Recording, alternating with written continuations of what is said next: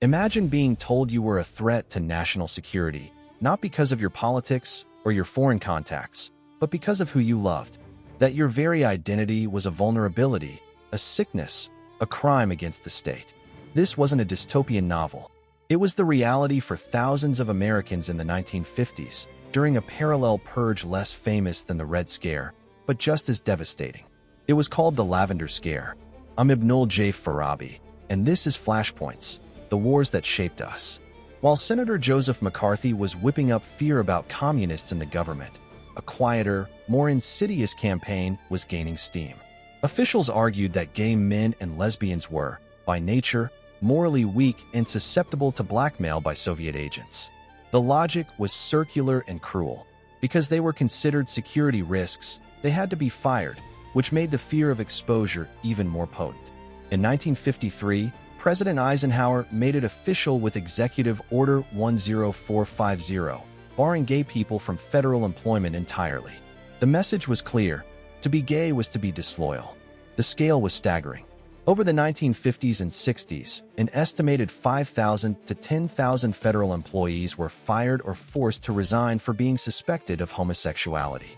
But the numbers only tell part of the story. The true weapon was fear. It was a war of whispers, of anonymous accusations, of late-night interrogations under bright lights. Investigators would ask invasive, humiliating questions about people's private lives. They'd interview friends, neighbors, and family. Just the rumor of an investigation could end a career. People lived in constant terror of a knock on the door, of a phone call from personnel. They hid, they married beards, they disappeared from their own lives. But this war also forged its own resistance. One of the most remarkable figures was Frank Kameny, a brilliant astronomer with a PhD from Harvard. He was fired from his job with the Army Map Service in 1957 for being gay. And unlike so many who accepted their fate in silence, Kameny fought back. He sued. He lost, but he kept fighting. He co-founded the Mattachine Society of Washington, one of the first gay rights groups to use direct action tactics inspired by the civil rights movement. He argued, publicly and powerfully, that homosexuality was not a sickness or a defect, but a natural state of being. "We are the experts on our own lives," he declared. His slogan was simple and revolutionary: "Gay is good." The Lavender Scare didn't end with a single piece of legislation. It slowly crumbled under legal challenges, shifting social attitudes, and the sheer courage of people who refused to be erased. It took until 1975 for the Civil Service Commission to formally reverse the ban, and the legacy of that fear lingered for decades in policy and in the shattered lives it left behind. As an immigrant, as someone who has built a life in a new country, I think about belonging. About what it means to be told you don't belong, that your very existence is a threat to the idea of the nation itself.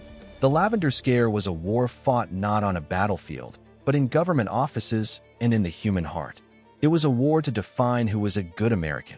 And in fighting it, people like Frank Kameny didn't just defend their right to work.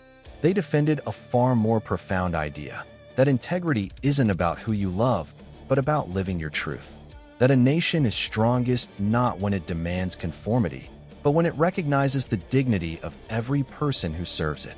This episode was produced by Light Knot Studios. Find our archive and more at https://www.lightknotstudios.com.